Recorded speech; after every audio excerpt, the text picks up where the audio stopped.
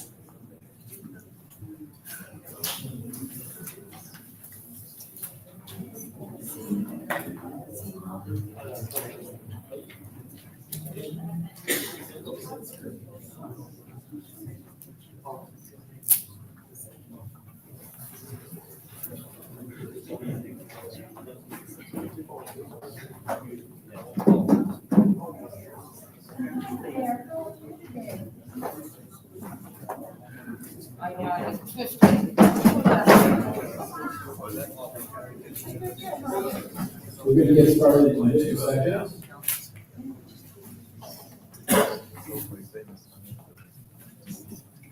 This is a little loud.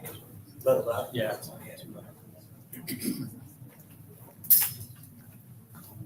Welcome, everyone. Glad you're taking some time out of your busy lives to come and be part of this. It's an important opportunity for us to hear from the public and the community about our next data management cycle. I'm going to pass the mic over to our Vice Mayor, Carlos Suarez, as this is a formal council meeting. You know, two of our council members were unable to be here tonight, and then we'll get started. Thank you, Dan. Because first of all, we're apologies for starting a little late and gave members of the public an opportunity to join us. Welcome to the special meeting of the National City Council. It's Tuesday, December 2nd, 2025. I'm going to call the order of the meeting and give an announcement first that Mayor Pickett's office is still this evening and sends his regrets and Councilmember Ornelas is at a conference, so they will pass. Madam Clerk, can you do the roll call, please? Councilmember Cornejo. Here. Councilmember Crosswhite. Here. Vice Mayor Morris. Here. Mayor Chavez and Councilmember Ornelas are absent this evening. Thank you.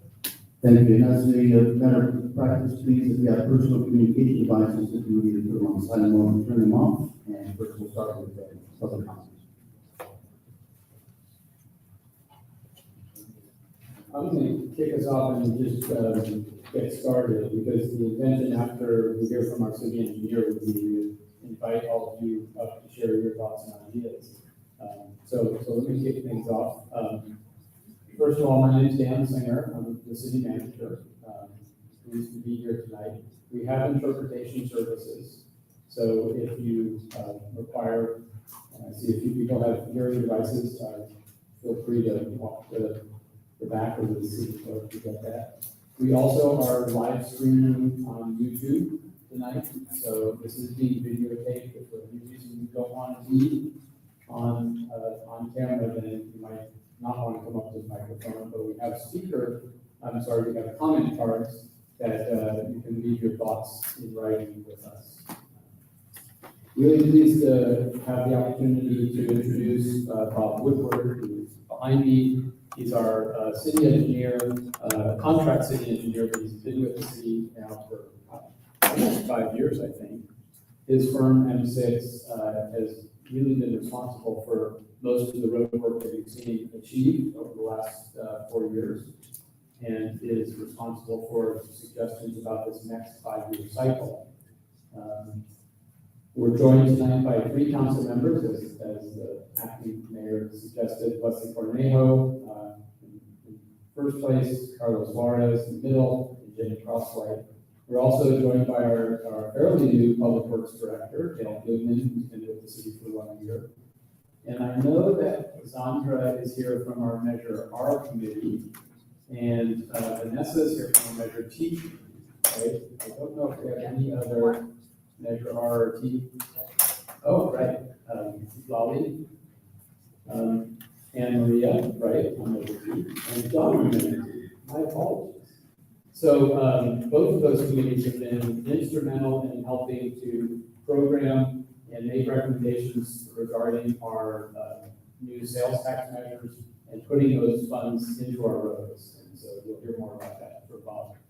The format tonight is to have our engineer go through a presentation. It's somewhat educational and informative, and it culminates in what you're all waiting for, which is, okay, what's going to happen over the next few years and when's my street going to be paved, right?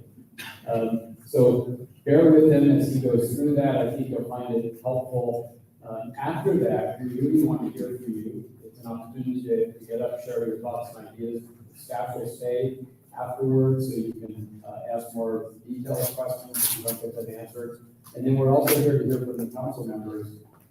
Ultimately, the goal is for the city engineer to come back probably around February with our next 5-year pavement management plan.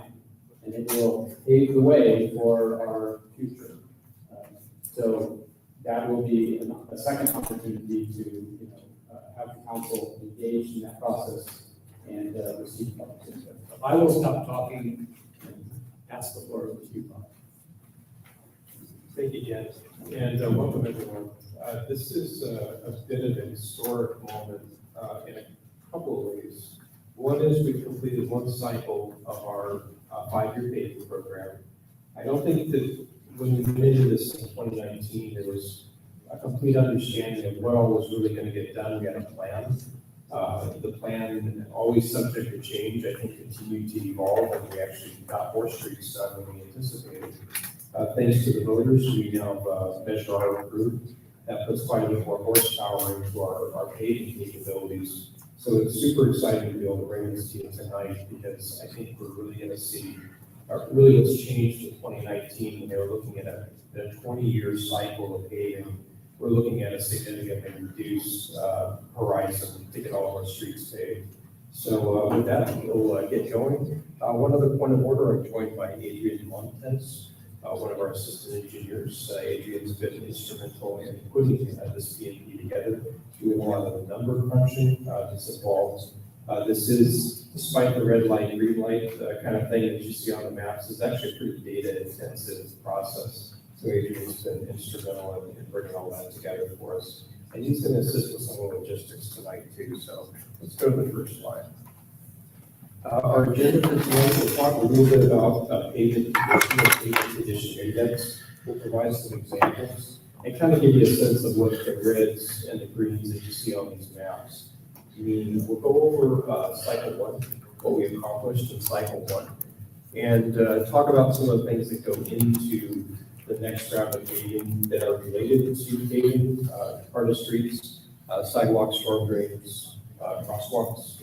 And then we'll look to cycle 2 and a few other considerations for capital improvement projects. And then we'll talk about some budget implications. And with that, we'll get moving. Some examples of different street conditions and how you correlate what's called pavement condition index, or PCI, to street conditions. The good and the very good don't really need any explanation. Many years ago, those were in the minority. Now we've got Harvard paved, Santa Barbara, and a lot of our streets. So you're seeing a lot more of the good and the very good. But what we're looking to deal with are really some of those that are towards the bottom, the poor, the very poor, and what we basically call gravel, which is about 0. So those are some visual indicators to what the PCIs that we have. Next slide. This is where we started in 2016. The reds are the bad stuff, the greens are the good stuff. It's kind of a red light, green light. The in-betweens are the oranges and the yellows. There wasn't a whole lot of green back then. It's dramatically improved now, but that's kind of a look back. Next slide. Some different approaches we use for pavement preservation and maintenance. The rejuvenators, crack sealing, microsurfacing tend to be maintenance and preservation techniques. We'll be doing a lot more of that in the cycle two, because we want to make sure we're preserving the stuff that we've got to do good. Once you've got it paved and you've got it good, you want to maintain it. We've really been focusing a lot on the thin lift overlays, and next slide, the rehabilitation overlays. That's been a heavy part of our effort in the last 5 years. Really, the interest was getting as many streets paved as we could, and the streets badly needed it. So there's been a lot of this type of work you've been seeing, a little less of the maintenance overlays. So back when there was a thought, why take on the worst streets first? The concern was, it's kind of analogous to taking your car to the mechanic. You take it in for maintenance and they tell you you need a new engine. The concern was when we started getting into some of these old streets, the really bad ones, we ended up reconstructing streets. Any of you that recall what happened on Paula Court, that's an example of a street reconstruction. You're basically down in the dirt and you're building the street back up. That was the concern. So the philosophy back then was, let's save the worst streets for last. Next slide. What we discovered though is when we got into the streets, the actual conditions when we ground them down were better than we expected. Even on the worst streets, when you swept the gravel off and you ground them down, we actually had pretty good grade conditions underneath. So we were able to be a little more adventurous in our overlays. And we essentially, instead of going through a neighborhood and leaving off a couple of the worst streets, we decided, look, we're just going to pave everything. And we had very good results on those. We also did a few test sections. Telegraph Road west of Peck was a pretty bad section. We did the test section with a thin lift overlay. We've been watching how that holds up over the last 5 years. It's been doing pretty well. It takes a lot of traffic, a lot of heavy truck traffic. So what we discovered was this reconstruction worry was less of a worry than we thought. And so we really went in and we just took on the worst streets as part of the last 5 years. And we feel pretty good going into cycle two, that we can let some of the worst streets actually be a good guide where we need to start and evolve our technique. Next slide. So this is an overview of where we did. The non-blue, the kind of pinkish, those were before we started cycle one. So we've got a limited number of streets that we're able to do. All the blue streets were what we completed in cycle one. What was actually shown here, this is an actual. So we actually did a lot more than was originally projected. We had some extra Measure T money, and we actually were pretty efficient in the use of the paving funds. So we did more than we expected. The original program didn't really have us getting over on the east side at all, east of 10th and Ojai Road, or south of 126. But we were able to still reach down to Cornell, Dartmouth, Leucata, those streets in the southwest corner of the city, and pave those Acacia, as well as get into some of the east side streets. So we were able to do more than we expected to be able to do, which is good news. It makes less work in cycle two. This is our current pavement condition index, and that's what's on the maps around the road. Compared to 2016, a lot more green, a lot more green.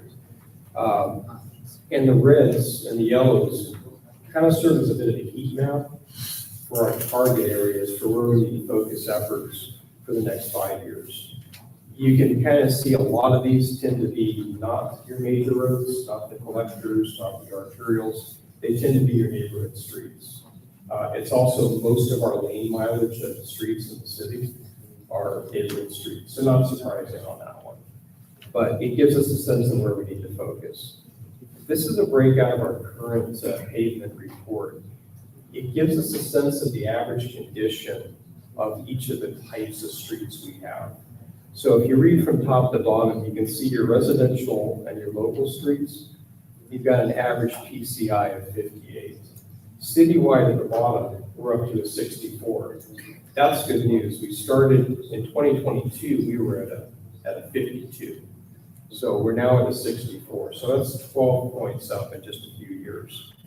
But the summaries of each of those give us a sense of where we want to focus our attention to.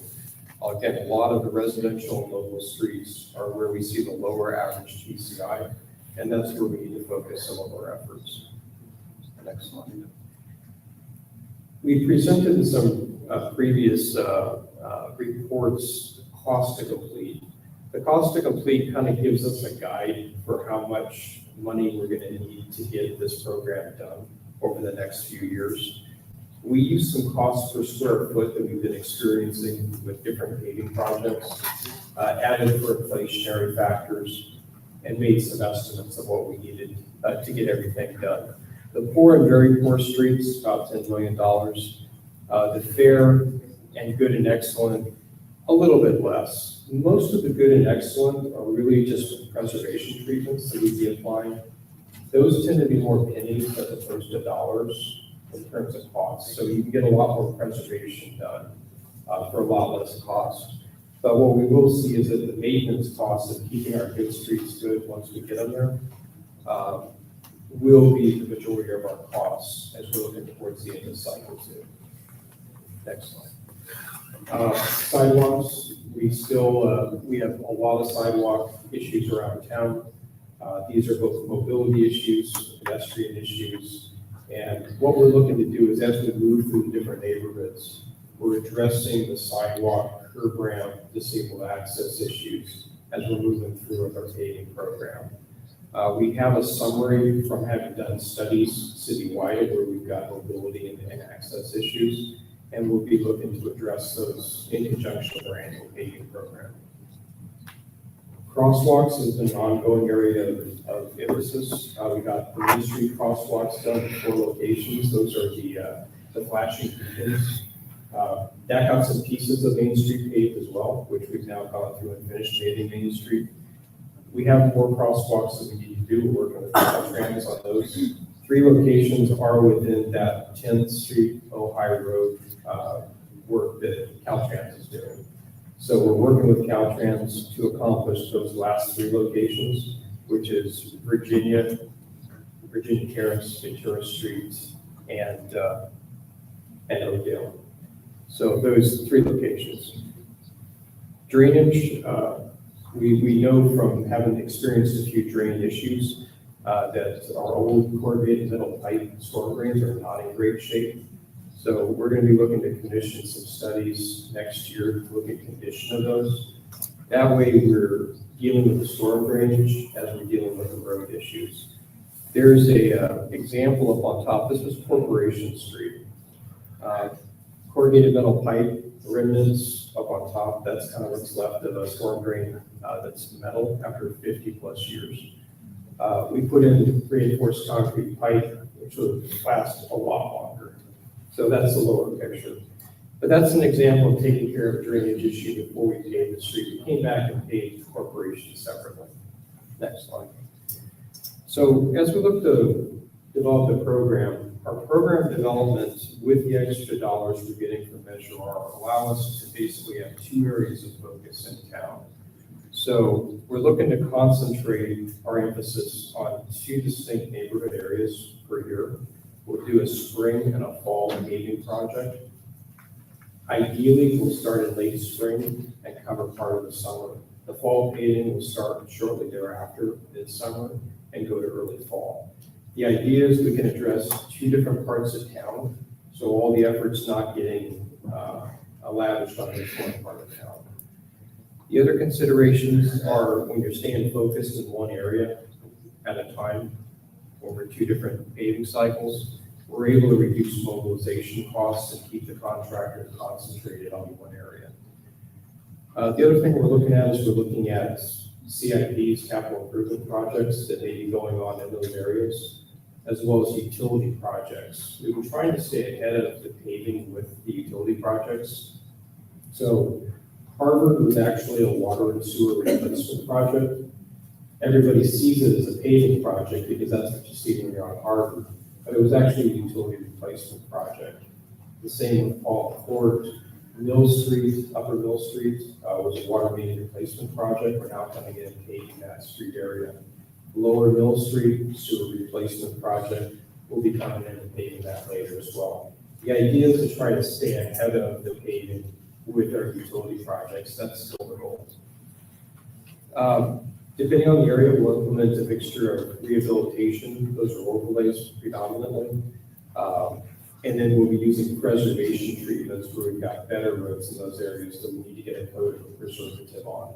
So while we're working in areas, we'll also be applying some preservative treatments on some of the better roads. And yeah, that's it. We'll be moving into the projected areas. Here's some of the general planning areas that we're looking at. Year one, we're looking at northeast part of town, and then the western part of town. So spring, northeast, and then western section of town in the fall. The reason for starting up in the northeast and not like north central is we've got utility projects, we've got the Santa Paula Creek Bridge, we've got Santa Paula Street, and some other projects going on. Park Orchard, finding the water and sewer main replacement projects going to be happening early this spring. So we're going to see a bit of utility work in that area. So we're going to look to come back there in 27, 28 in year two and take on that part of the eastern side of town. Then it'll be east side of town and then the central part of town. We've still got some residual streets that need attention in the central portion and then the central southern portion of town as well. Year three, we'll be focusing on the southern part of town. Those are a lot of our commercial roads down in the Lindenwood, Whale Court, Santa Maria Street. Those are going to need, they're already in pretty poor shape, but the idea is to address some of those commercial industrial districts in the third year. The fourth and fifth year will largely be going in and doing maintenance activities in those areas that need preservation treatment. If there's pickup work that needs to be done, go back and handle that as well. I think we'll get a sense as we are looking at the pacing of the work based on budgeting, get a sense of how fast we're progressing. But as you can tell, based on the pacing of some of those project areas, pretty much wherever you are in town, you're not gonna have to wait more than a year or two to see some attention in your part of town. But the idea is get some of the areas done first that are not in the way of current capital improvement projects or other things that could complicate the paving process. Next slide. These are some of the other considerations as we're doing planning. These are some current design capital improvement projects that we're working on. Telegraph Road from Halleck to Santa Paula Creek Bridge, we're looking to do a widening of Telegraph Road. Roundabout improvement project at Harvard and Maine, just down the road from that area. Community bike trail project that's going to be going on throughout the city. We'll be developing the city's Class 1 bike trail system a little bit further and expanding it.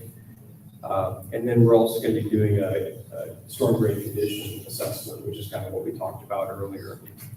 Developer projects, we're going to be seeing the Santa Paula Creek Bridge going in over the next year and a half.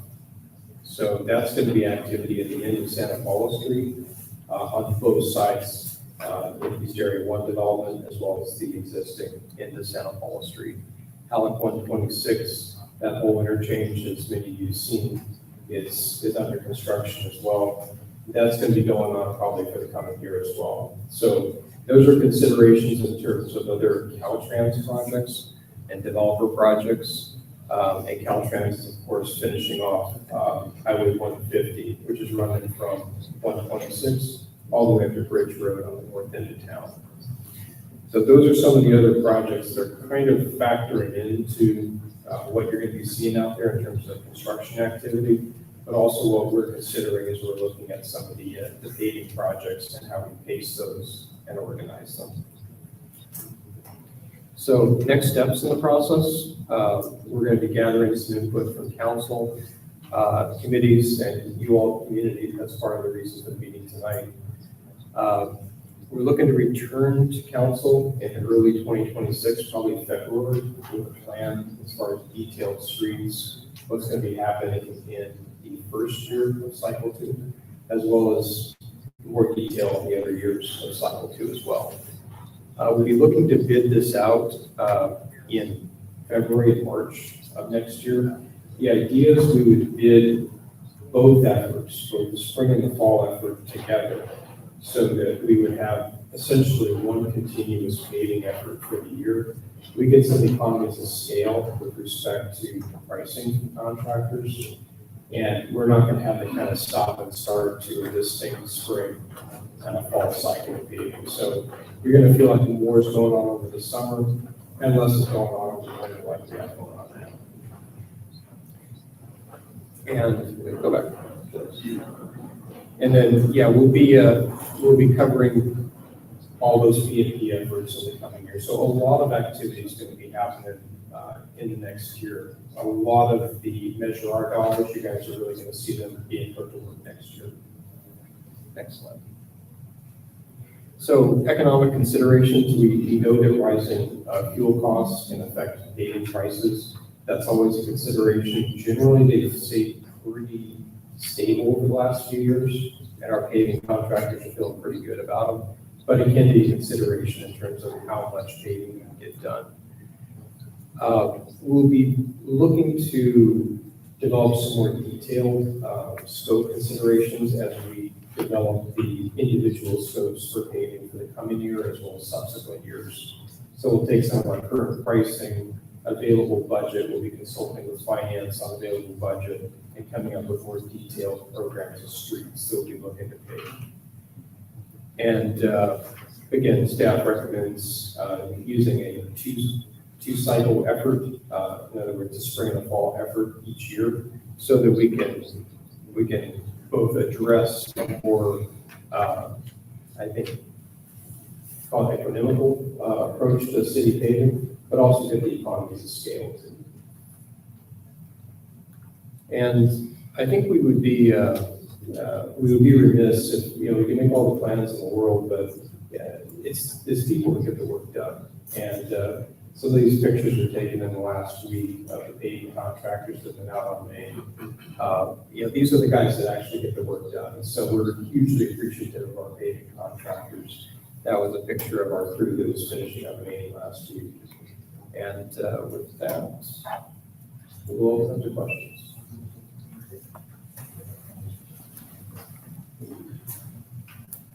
It's okay, we'll have public come on up to the microphone. Start with that. Don't be bashful if you want to, we do have some speakers, great. We can call on those. And anyone else that may want. And just a reminder, we'd like to keep the previous speech public hearing.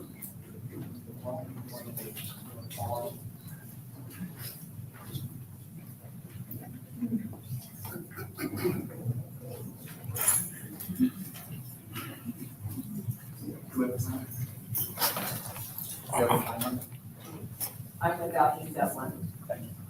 We'll get the three back to the second. I'm busy setting.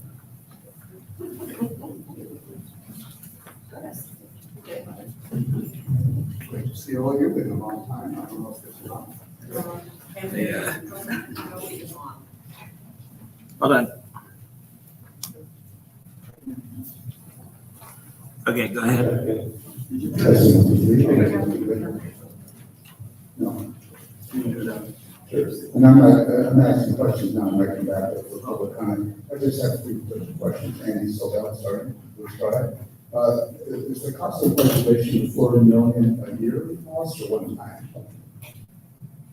The 4 million is looking at essentially over an entire cycle of paving. That's the estimated cost. So it's an allocation for the 5-year cycle.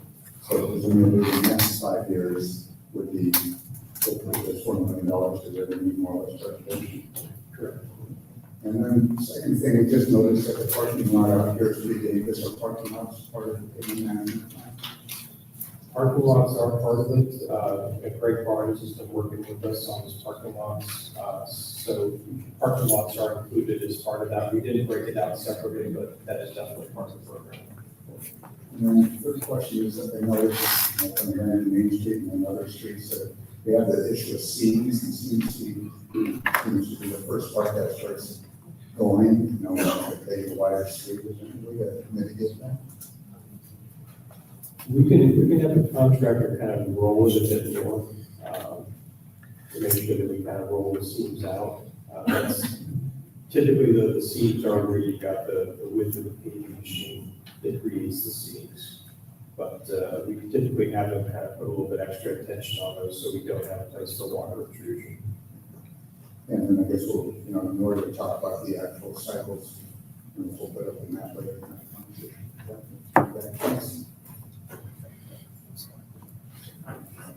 Any other questions before we go to public comment?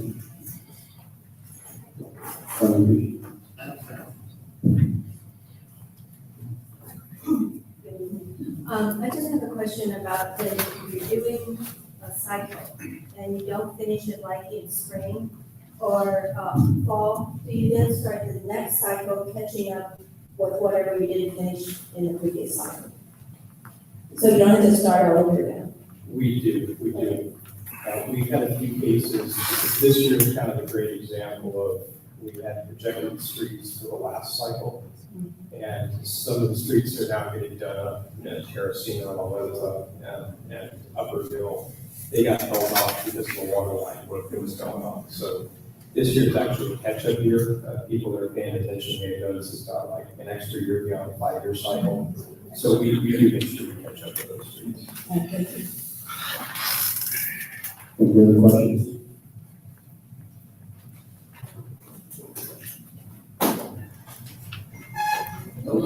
Ladies and gentlemen, okay. Looking at your map, I noticed that T Drive, McKenna Heights, and McKenna Road are blocked there a lot. They're in terrible shape, and everything in that area is green. That's where the T Mansions at, that's those right there, old concrete roads that are completely broken up. So the map reflects everything that's currently getting done and is going to be done in this season of paving. So what we did was we included Main Street as well as all of those streets, including Kevin Heights, T, and those other streets that are currently ground out. So those are going to be done this season. So we included them as green in this map because they've already been contracted out. So stand by and you'll see them get paid. So they will be integrated in that map. Yeah, so the map reflects them as done because they're in the process of getting done currently. It's really what we're using this as a projection for next year.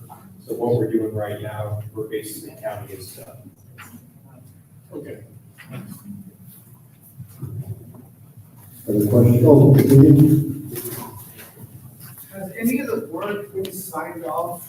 Because I've seen it on a lot of Main Street. In some areas, sorry, it looks like a 10-year job. I did my job myself. And when you drive by and say, who in the heck did this? I know you don't just pave it, the city, well, I don't know who's in charge, but I did it for one time. They have to sign it off and make sure every year it's completed before you cut the check. Personal experience, somebody did a patch many years ago. She called me and she said, they're finished. It's beautiful. When I went there, I said, this is horrible. Why is it horrible? The water's gonna go to your building. And so Sir, could you get closer to the my microphone? water hose and it ran right into it. So I wouldn't see it. When you do this kind of job, you know what you're seeing. I've been to the Main Street and this area looks horrible. Somebody said it's about this off from the curb. Not only is it off, but if somebody trips, it's on you, it's on them. So unless somebody goes who's responsible and say, we're gonna check this work before we pay the contractor. The lady who called me, she had it removed. And thank goodness she got a good contractor that was honest and then he did it again. But what I've seen, what I've heard, it's social media calls and tells everybody, look, so who did this job? It's not the contractor who did hardware. Somebody else is doing it. Doesn't matter who did it, who's overseeing it. Also, why is it taking so slow? The lady told us that the money wasn't here, the money is pouring in. Got 1 cent, and cars are being sold. I buy a car and now start, the taxes comes to them. What are they doing with the money? Now we have Measure R, Measure T. And they're still, where's the money? So it's going slow before it's going into somebody's pocket. I managed for 27 years probably, but I didn't talk to them.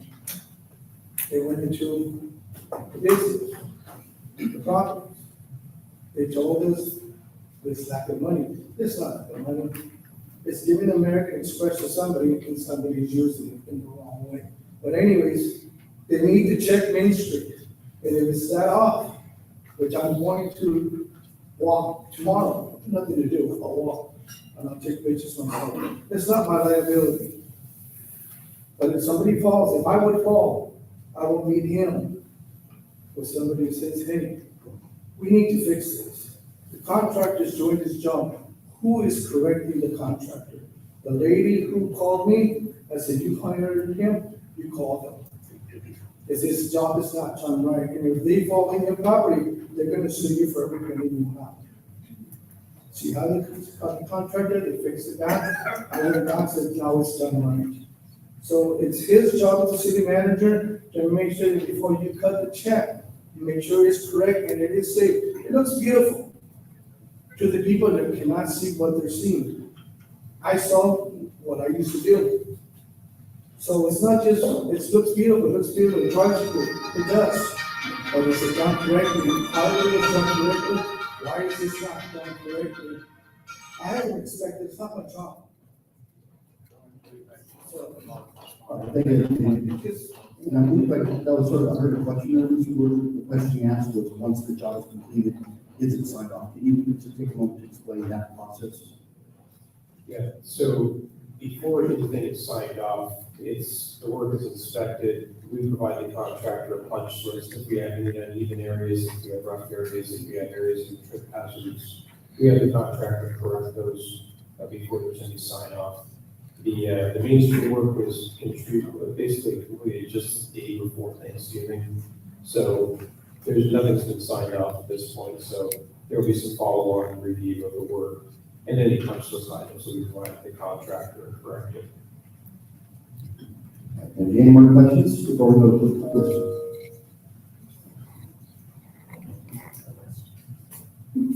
Okay, I used to live in a house, I moved here to Santa Paula years ago. There's no sidewalk in my front house. I've been requested every year. I don't get it on the phone, nothing. I don't know what's going on because I know what I have to do. I mean, I request every year, so it's already 8 years. Haven't done anything. So, Can you let us know what street you live on? Crossway. Crossway. yeah. There's no sidewalk in 2 houses. So I was just in my front house. And there's this old mailbox. This is so I let them know there was a pipe. I told them somebody's gonna fall, you get hurt, you're just gonna get sued. Because all you gotta take it out. Well, it's not on my property, but I have to take it out. You just have to take it out. So I don't know, you have to do something about it when you do the street and the sidewalk. That's it. Thank you. So I think the question might be, do we have a process by which residents can request? How does that process evolve into not just one house, but maybe the whole residential neighborhood? Like the other day, someone came up from Ferris Lane about these items. If you could explain that. And so residents can contact us. We have a running list of sidewalk requests, whether they're repairs or requests for additional sidewalk. Those are typically addressed when we do our annual paving in that area. if we've got missing sidewalk, damaged sidewalk, missing curb ramps, certain curbs and curb ramps, those will be addressed when we come through the area of our annual paving. But in the meantime, we keep a running list of those areas. Commissioner, if we could get the address, I'm familiar with what street is. I just want to make sure. Yeah. Roughly. Right. Off of Richmond Road. So just to be clear, there's also a lot of streets in our town that are not public streets. And so some of those are reflected on the map, some are not. In those cases, we won't see colors associated with them because it means it won't be us doing the work. So I just wanted to be sure that we know that that address is in fact a city street. So maybe afterwards, let's make sure that they get your address down. Yes, Jim. My question is, how did you determine yellow and red? Because you posted a picture of Furnace Drive and you showed how broken up and horrible it was, and yet it's yellow on it now. Yes, so the yellow reflects kind of an average pavement condition for that segment of road.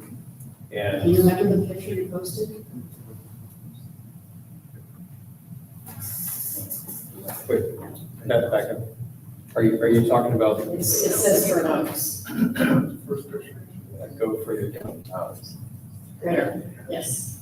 So. That can be average. So just to be clear, the Fern Oaks, that's just an example of a street name sign. As we go through and we upgrade the street name signs, that's just an example. It doesn't actually correlate to the It street looks like flow. it. So, Yeah, that's actually billboard, which is a great portion.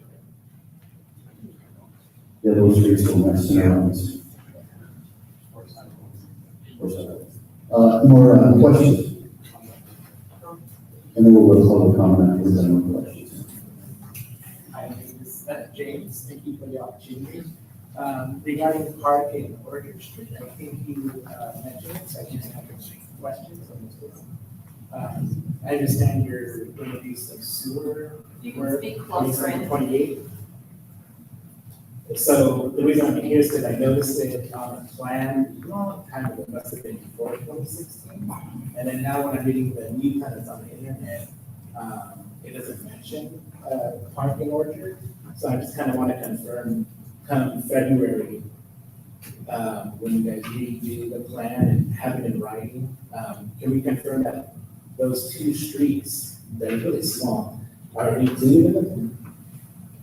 Yeah, the two streets are part of the water sewer project as well, which we'll be looking to, we're actually wrapping up the plans this month. We'll be bringing them to council in the first meeting in January. We'll complete the water and sewer replacement for those streets, and then as part of the projects, we'll be paving the streets over. So we're anticipating that'll be mid to late summer next year. But we're somewhat disconnecting it from the regular program because we want to make sure the paving closely follows the completion of the water and sewer. As you know, the streets are in terrible shape in that area, so they definitely need attention. But it's almost a separate project to get the water and sewer done, and then we'll be paving over after those. So they will be included next year. Perfect, thank you so much. James, do Actually, that was, yeah, I did turn. you want to give public comment also? Is that the question? Okay, all right, thank you. Is there any other questions? Okay, then we're going to go on to do public comment, and we're going to have Gina Matthews speak first, followed by Amalia Ochoa. Amalia Cecilia, and James. Good evening, council members and staff. After looking at the maps, the thought, we are here from our neighborhood, are obviously getting encouraged by all those red lines that look horrible, but they're, it needs to technology and the condition of the roads. And hopefully we're going to be participating in this cycle. I guess the reason I'm here to speak is, the most common feeling I've got throughout the neighborhood for years was frustration, because the developer was supposed to resurface or repair a couple of our roads, and it didn't happen. It wasn't made to happen. So, but now, in the last couple of years, the feelings have switched to concerns for safety everywhere. We have a neighborhood that has no sidewalks and no lights. So seeing the potholes at night or dusk is next to impossible. And we have so many people that walk our neighborhood. We have people who come from all over town to come walk in our neighborhood. And that's a wonderful thing. It just means it's a dangerous thing. We also have lots of children, many new families live in the neighborhood with multiple kids, and they have no place to play but the streets. We have no place to walk but the street, and they have no place to play but the street. It has gotten pretty dangerous lately. Some of the speeding has added to that, but that's a whole different issue. I really have been I've been surprised that there hasn't been more injuries. I know off the top of my head, one neighbor broke both wrists, tripping on a pothole, one broke an ankle, and one shattered a shoulder. Those are the only ones I happen to know. I'm sure there's more. So that's our biggest concern at this point. And we also have a neighbor who spoke to me about something today, and I hadn't even thought about it. She lives on Laurel, which is one of the worst. She's afraid to take her trash cans out every week because she's afraid she's going to fall. That's scary for somebody that's 80 years old, and that shouldn't be happening. So I just wanted to encourage you, please, to follow through with that. And we're looking forward to having our streets be safer for everyone. Thank you. Thank you, Gina. Amalia Ochoa, and then following her will be Christina Green.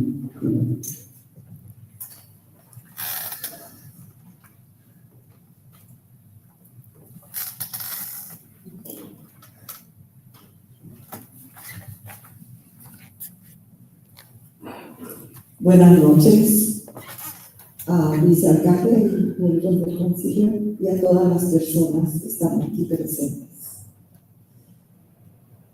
Como ustedes ya saben, mi nombre es Amalia. Vengo a representar a una líder comunitaria como yo, de nombre Elizabeth de los Santos. En abril del 2023 llamé a la ciudad, ya que en la unión de la Railroad Street y North Ohio Street, uno de los múltiples huecos en la vía vehicular se hizo mucho más grande y profundo, casi pudiendo provocar un accidente. Por suerte, ese día pude mirarlo a tiempo para esquivarlo. Desde entonces, la ciudad, al recibir mi llamada, envió a trabajadores que colocaron cubetas para bloquear el paso. Más tarde solo colocaron una plancha de metal que hasta este día de hoy, ya casi 3 años sigue allí y la calle continúa con múltiples huecos. Mi pregunta nuevamente es, ¿en alguno de sus proyectos de esto, pensando en esperar si arreglan estas calles y señalamientos apropiadamente, no estacionarse allí junto a las vías del tren y sobre todo tener más iluminación? Esta persona tiene muchos problemas en esas calles. Tiene niños que son de autismo.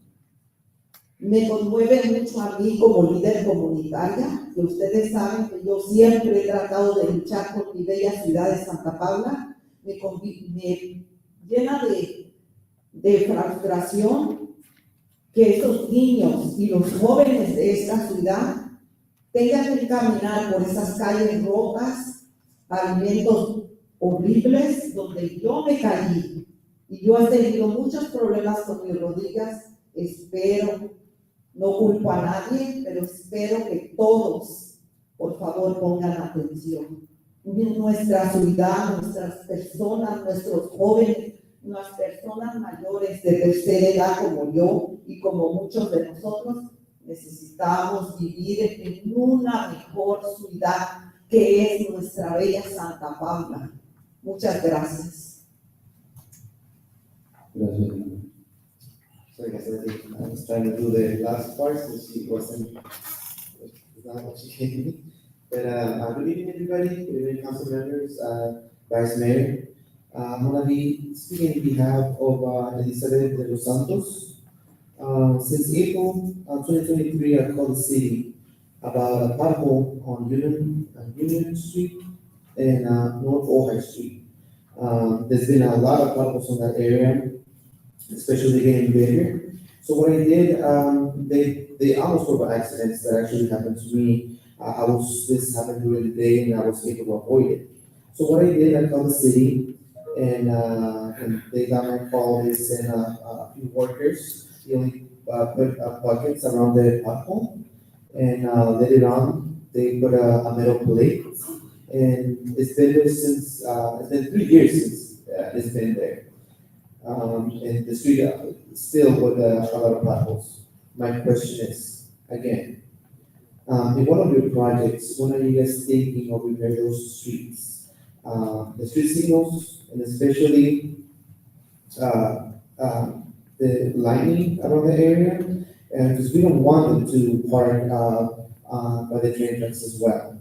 I mean, those issues, they need to be addressed. I mean, you guys know me, my name is Marecho, I've been with you guys a lot of times. This person, whose name is Elizabeth de los Santos, she's an elderly, and she has, a grandsons that have autism. And I live in this frustration because, not just for me, for all the kids, teenagers, they're not even able to walk on the streets. I don't want to have an accident. I had an accident already. I mean, it was horrible. My knees got fractured, so I don't want them to go through this as well. And I just want the street to be better, not just for me, but for everybody else about it.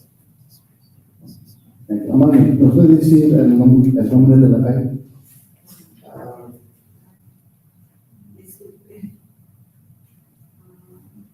It was Union Railroad and North Ohio. Okay, thank you. Muchas gracias. Okay, so now, thank you. Now we're followed by,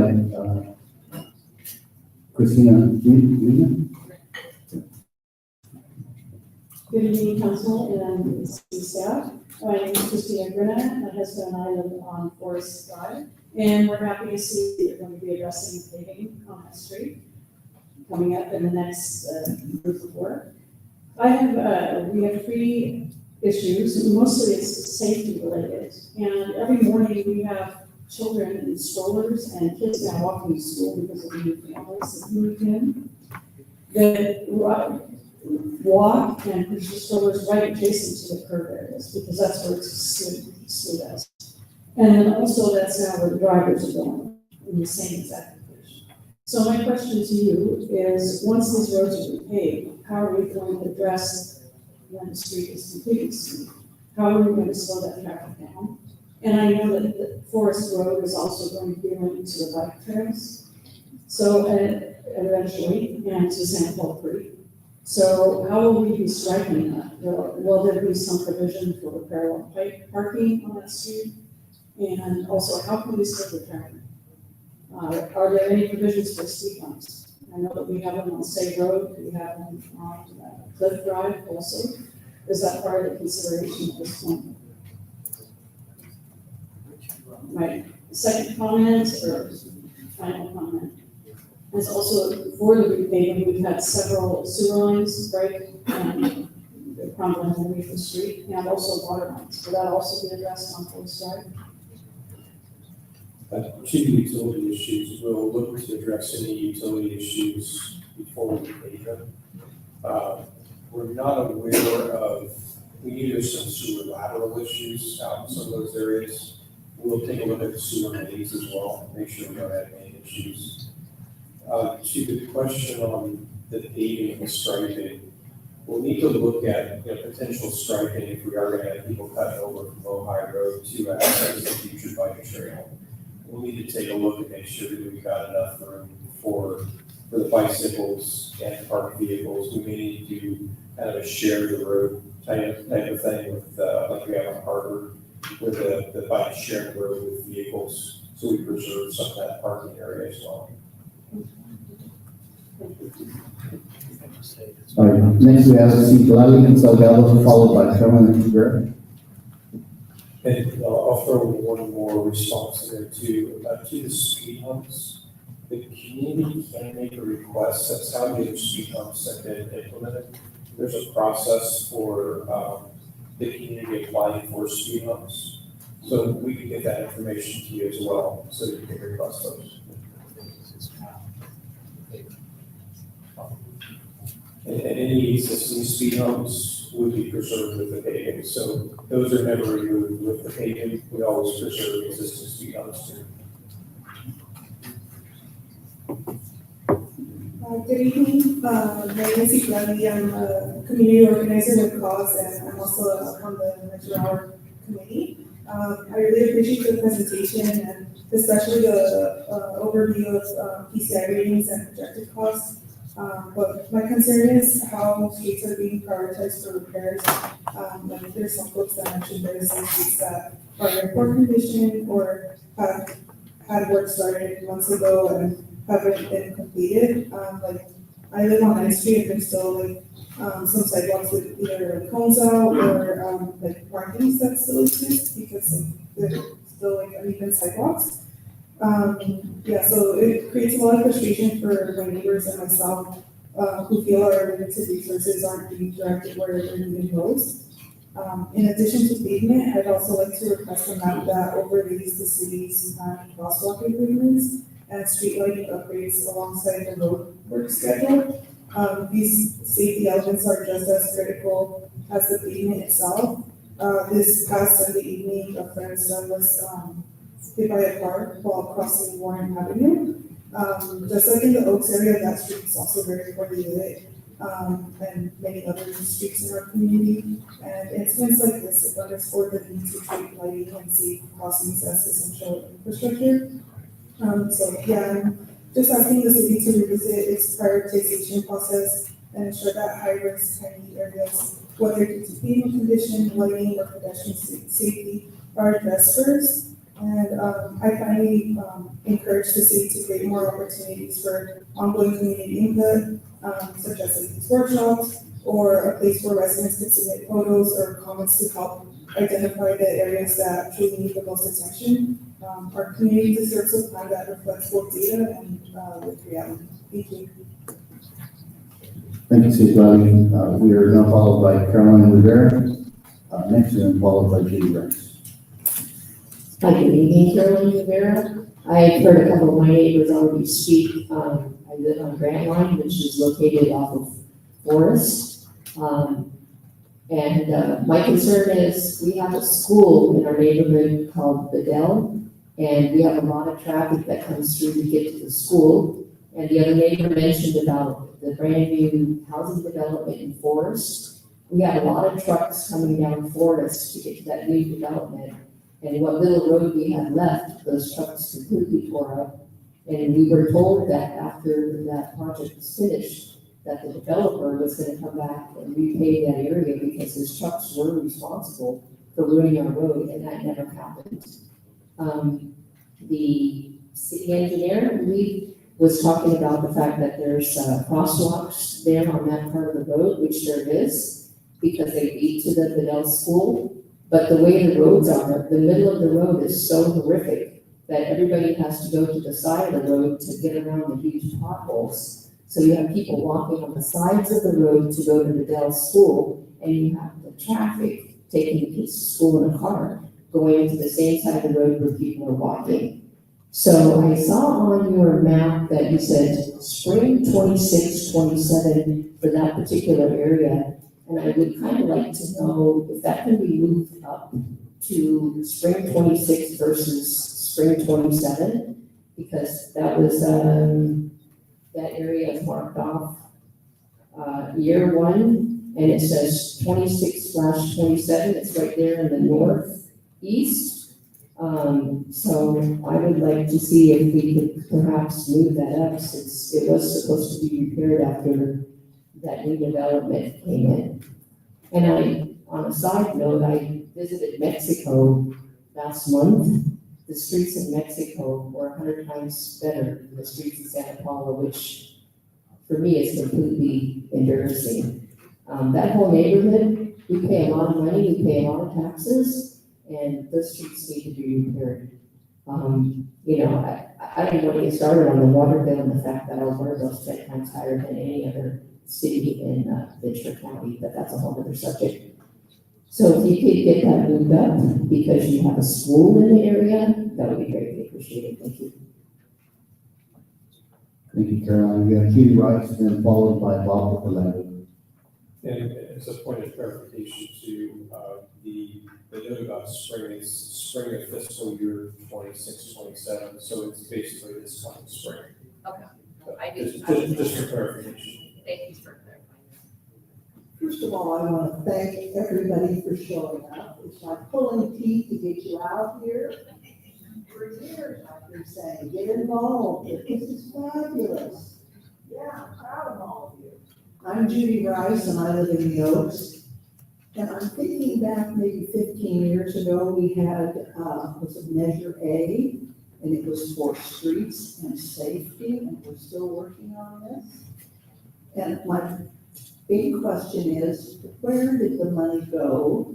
Measure R, is it in a general fund, or did it go for specific streets? Can anybody answer me that? Thanks, Judy. I'm happy to take a stab at it.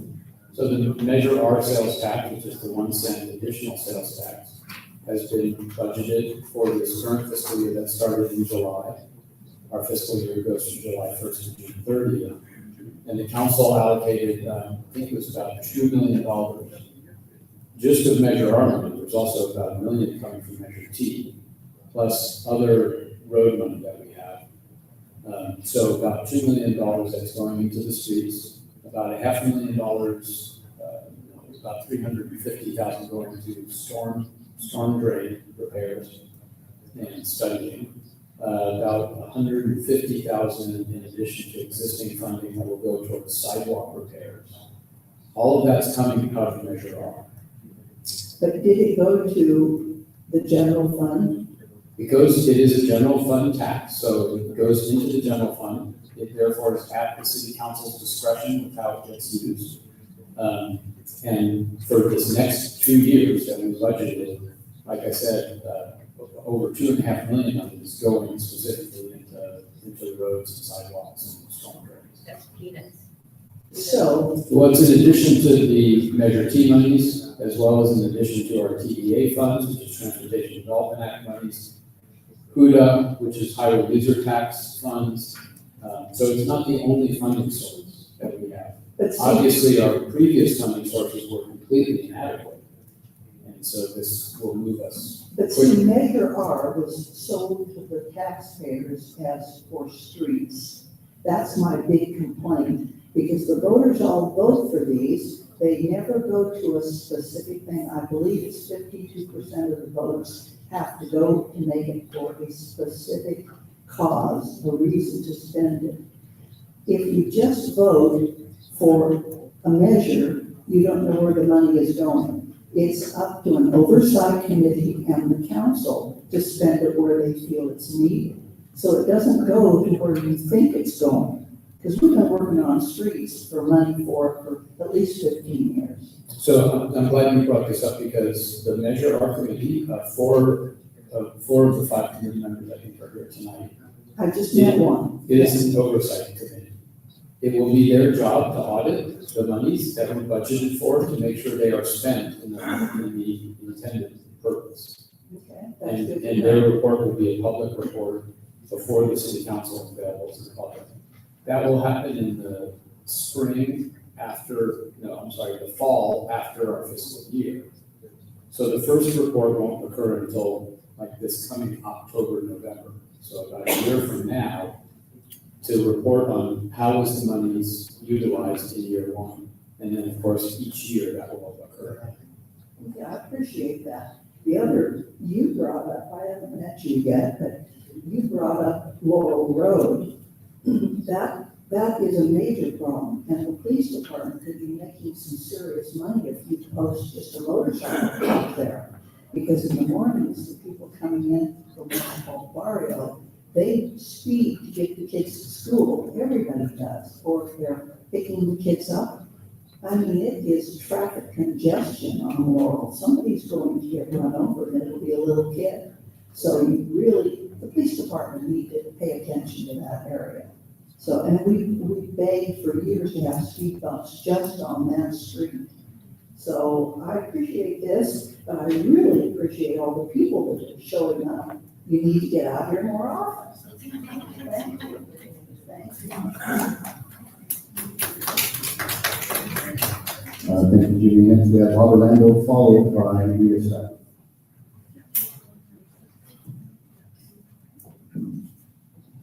Good evening, Bob Orlando, 524 Glade Drive, council staff.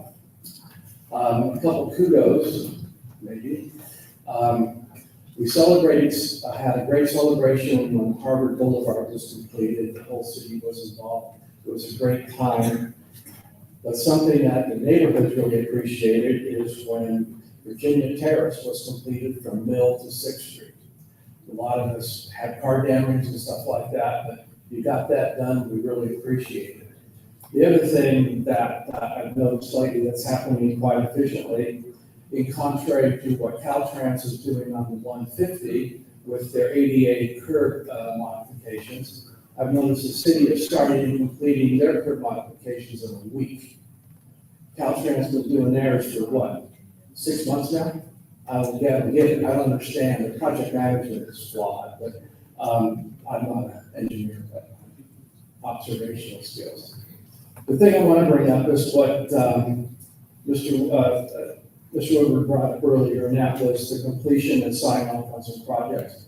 View Drive, which I frequently use or walk on, has a couple places on it when View Drive was completed that these things weren't completed.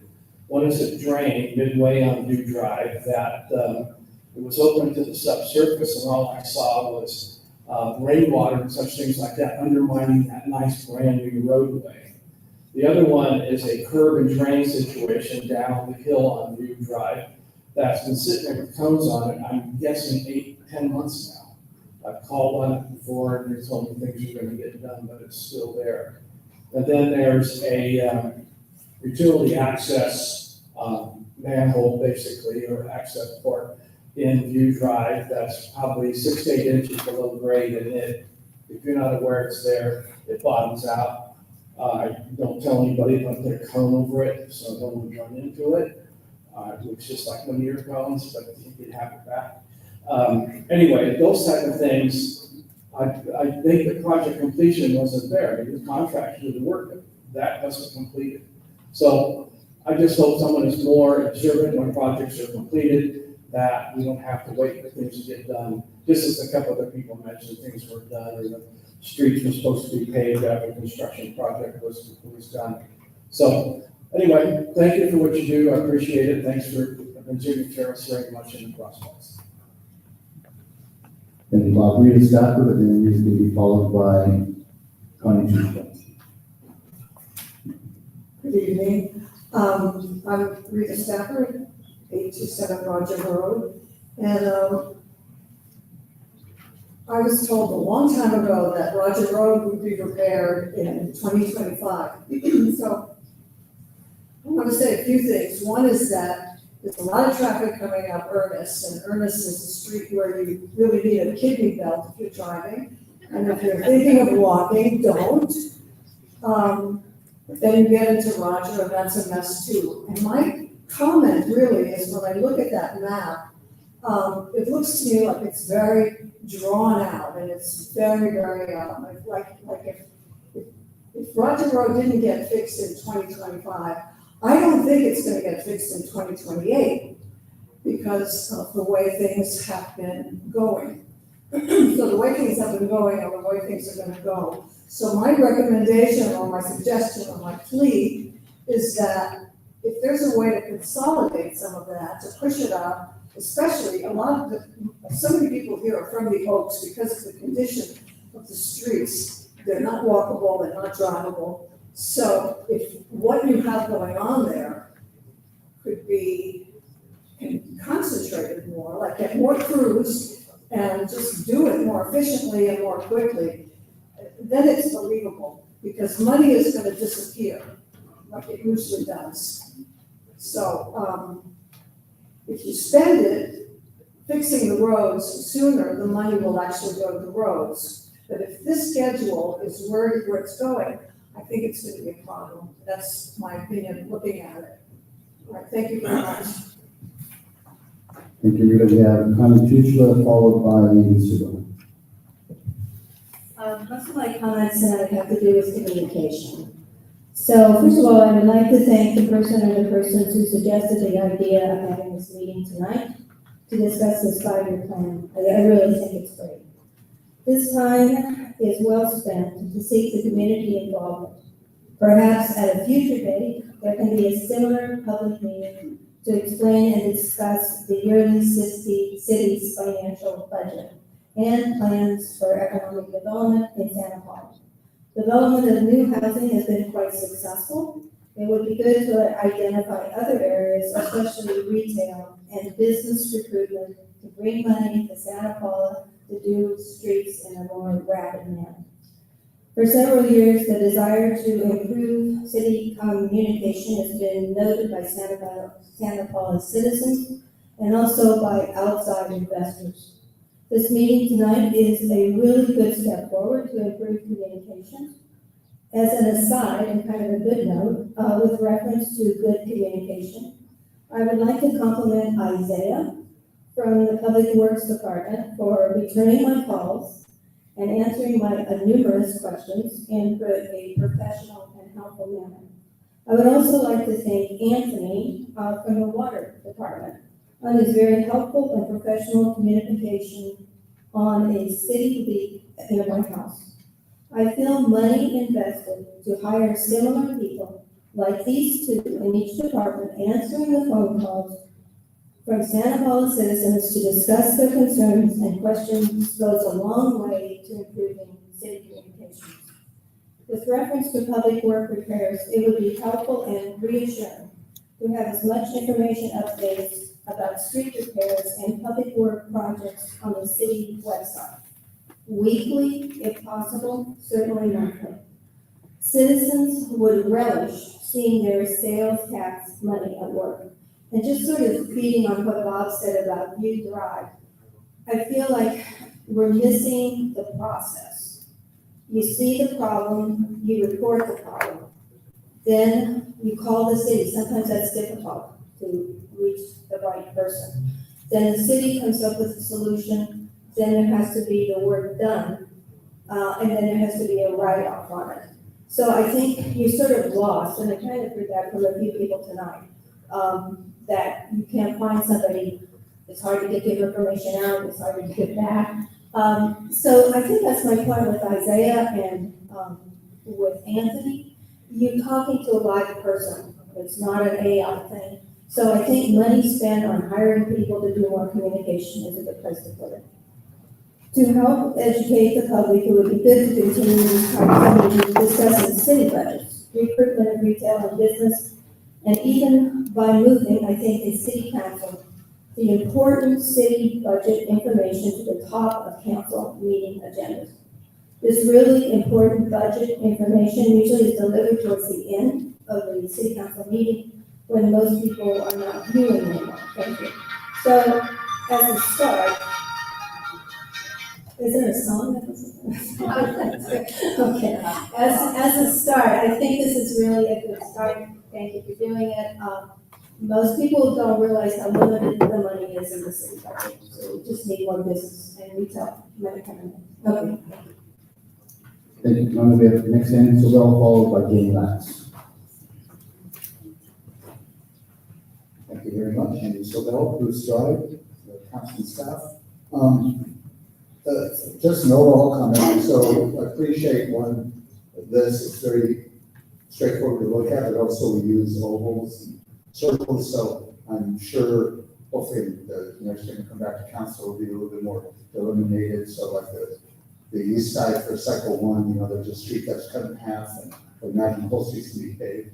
And then what was just brought up about and corridors should be important. So we have one corridor in town on the east side, which is State Road going down, Roger to Ernest to Richmond to 12, because it's one way to get across the railroad tracks or to hit the stoplight, for people that have problems getting on, 10th Street. It's very busy. So I would recommend that whole corridor be part of cycle one. I think it would make good sense. And then, and also, I still see, certainly SCE come around. I haven't seen gas in this year, but I saw them last year. So I would recommend we send this so they can provide public comment on this now, just to make sure that they're well aware of what's going on before we pay and they come in clear. And just a final statement, just kind of kudos to the 2018 council. I know I was part of that, but we were all, number one, was paving streets. So the first thing we did was make sure we had a plan in place. That's how the 5-year plan came in place. And we don't really have a lot of good, solid plans in town, so it's really nice to have something that we can see, follow up, have data with the PCIs and the updates every year. So I appreciate the council at that time, pressure. I appreciate staff, and I appreciate the voters for letting their team member. Thank you. Thank you. And Jane Lance, followed by Sharon Kufel.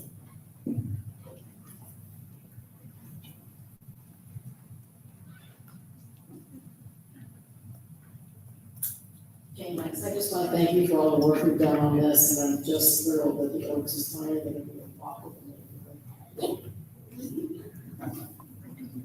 Thank you, Jane. Sharon Kufel, and I believe that's our last one. If we have someone else who wants to submit a speaker.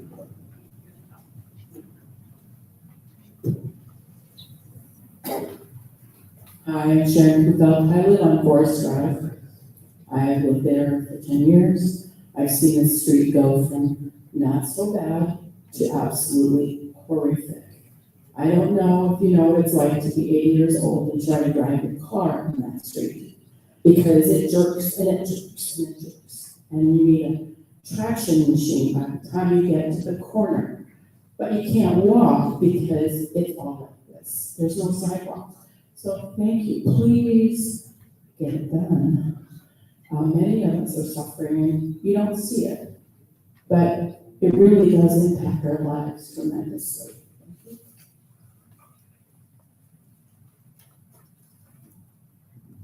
And that's the end of our public speakers for public comment. Now we have the information we can discuss from staff. Questions?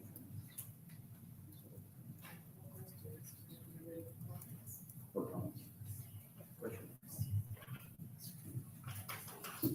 All right, in terms of public comment, I'll go back and remember what my questions were.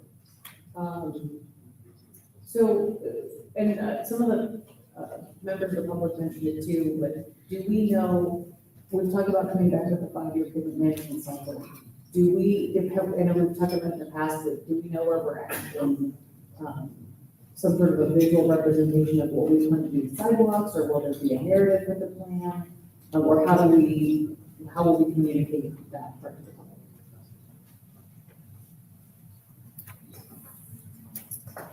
Typically, when we're going to do the paving of individual neighborhood areas, we identify sidewalk areas where we have curb gutter issues, that type of thing. Those are included in the plan. Typically, the plan, as we've noted, is a highlighted street essentially, and saying this will be done from here to here. That includes addressing sidewalk issues, curb ramp issues, curb gutter, that type of thing. So we can be more specific. Typically, the breakdown is provided to contractors to give them cost numbers and things like that. So it is very specific in terms of the issues. We have a 12,000 line item disabled access list that was provided by our DAC tracks consultants. So we have that now. We didn't have that before as well. So it's a huge help. So I would just add one other thing. The public works director, street supervisor, and I've talked about utilizing these zones to also do other beautification things. Namely, there's a lot of street signs that are faded or have been twisted or damaged. And this would be a good opportunity when we're going into repaving roads, and improving sidewalks, putting in curb ramps to also improve signage, and landscaping, things like that. So we're gonna focus on these zones as opportunities for beautification, not just for street work. I was mostly asking because I know we did a pretty good job of doing the curb ramps, but there are areas where when we were paving, we didn't also do a whole lot with the sidewalks, and so there's still a number of areas, and I'm sure they're on that report, that are definitely trip hazards. The number, because I do a fair amount of walking around town, and I can bet you I found every single one of them, and so far I haven't fallen flat on my face, but there are a number of them, and so and they're not necessarily in areas where we haven't gotten to, in terms of the paving, and so I just was curious how that would work going forward, because I know in the past we didn't have the funding to do a lot more than the curb ramps. But I'm just sort of curious how that would work, and so I don't know if we come back on some of those and do maintenance, will we then take a second look at the sidewalk? Yes. We go back with the pavement overlays and basically look at doing any pickup work in terms of sidewalk work, that type of thing. With the surveys we created for sidewalks a couple of years ago, with the additional funding we had to, there's an ability to go back and identify and fix those areas as part of our paving projects. But you're correct, that was not always the case. We would take care of major accessibility issues, mostly curb ramps. Now we're being a little bit more comprehensive. And there are some areas like along Paul where we still need to go back and complete some of the sidewalk work on one of these scooters that are going to drive.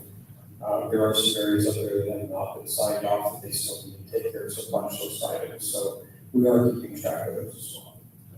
And then in areas where, there's a few areas where we have, I assume it's us, have patched major holes with asphalt, but that still leaves the sidewalk very unsteady.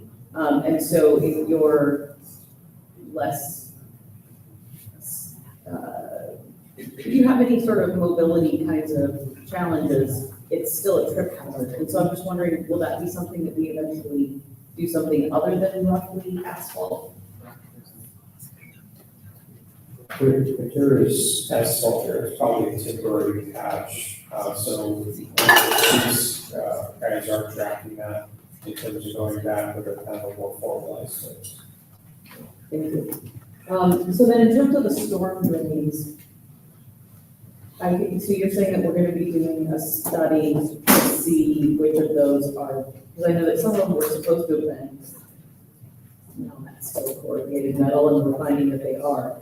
And so is that part of the purpose of that study, is to compare our as-built to the actual conditions on the street and see what we're going on? That's correct. So we realized as we've gotten to some of these areas that some of the materials of the pipes are different than we have on our house steps. But also as part of the condition assessment, we'll determine where we really have some issues in terms of immediate versus what we can maybe for a few years. And then just to clarify, on Park Orchard, you talked about 26 and 27, so the idea would be in spring of 26, you would be doing the sewer work, and then that would be followed up with paving. Is that what I'm understanding? So the intention is we'd be getting into the water and sewer work this coming spring. And so as part of that fiscal year 26, 27, we'd be doing both the water sewer repairs and then coming along in short order and paving into the river. So by next summer, in the summer, we'd be looking to have all the work done, including the paving. Thank you. Because I think some of you hear, oh, well, 26 and then year 27. Not everyone thinks in the same budget cycle as we do. So I just wanted to make sure that that it's clear that it's not going to be a year in between those two. So then on Santa Maria, that's down at the bottom. I know that there's been talk for a long time about some potential pipe work in that area. Do we think that that is going to be gotten to by that third year? Or is that just going to be one of those things where we need to go ahead and, like we've done in some other places, And we're probably still several years out from that, and go ahead and pave it. It's really bad. Yeah, it is terrible. We get inquiries from time to time. We know that FICO has an engineer working on design plans for that. I think as we get a little further down the road, we'll have a better sense of timing on that. If it's kind of a cross-town pipeline kind of situation, likely what we would do is go in and deal with the roadway conditions sooner. And we would condition FICO or whoever's actually doing the work to repave that portion of the road that they damage if it comes along after we repave it. And then, have we talked, this is a bit of a different area than we've talked about in the past, but once we get to a point where we've touched everything, and we're really going into maintenance phase, have we talked at all about looking at doing some pilot projects on doing pavement? Because I know it's something that the city of Los Angeles has looked at heated islands where there's areas where there aren't any trees and that are significantly warmer, and asphalt, when it's not, doesn't have trees, gets a lot hotter in those areas. And so they've been working with, on doing some, coming back and doing an overlay, but it's a real thin, almost like a paint, I think, that helps to cool down those areas. And they tried a bunch of different things, so they found some of what works. But I don't know if that's something that we could look at in the future if we get to where, I mean, obviously, we need to get everything paid first. But looking at maybe we're getting close to getting to a maintenance point, I didn't know if that was something that we had thought about looking into. We've been researching it. We've been following the city of LA's progress. There's another city, Calabasas, that's looking at maybe running some test sections as well. I think we'd like to see that kind of get proven out just a little bit more, let them kind of work the bugs out. It's certainly a possibility for future consideration, especially if we're doing the conservation treatments. I'm glad to hear that we're following that. Thank you. And then I know that there was some comment about some of those sort of corridor streets. One of the members of the public brought up, like Sarah to Rogers to Richmond. Have we thought about any of that as we're putting together our next cycle plan? Because I know that there's some overlap in some of those circles, and so it's a little bit unclear which circle some of those things fall to, and then there's some streets that are outside the circles, and so I know it's sort of a general area, but I was just curious about that, how we'll sort of determine where you stop and start. Yeah, the circles are intended to address really broad strokes. I think that some of the input, like continuing 12th Street up and connecting those streets up through City Road, that has been a thought process as we worked our way up 12 from Harvard and improving that. We know that is a major north-south alternate thoroughfare to Ohio Road.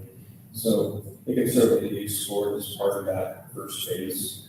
A lot of the magic in that is really how much money you have to put to that portion of the paving, and will be that we can extend down and pick up where essentially we left off with 12 that Orchard Street, I believe. And then a couple of things, as we've been going through this, have you been able, and I think I've asked this question before, but have you been able to identify in some of those areas, like the Texas Lane, Ferris Road area, and the end of Cliff Drive, have you been able to determine yet whether or not those are our streets or private streets or what's what, and will that be drawn into the next set of the plan? We'll definitely consider private streets versus public as we're looking at those. My understanding is that Ferris and Texas are our public streets.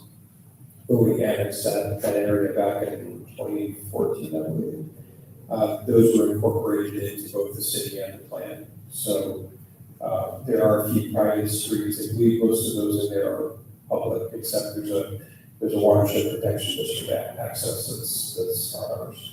Because they're not fully drawn on here. So I just want to make sure that when we come back, so for the residents that do live in those areas, that when we come back with this second cycle, that those, and then I've always been told that the little hook on the end of the cliff is also ours now. with that annexation that it didn't used to be. And then I don't know what the situation is with Whipple Road, if that's ours or if that's private. But again, as we look at this new iteration, we could just double check which are private and which are public so that we can incorporate those into the plan. And if they are our streets, the residents can at least be able to refer to the plan and say, okay, so when are we getting to those? I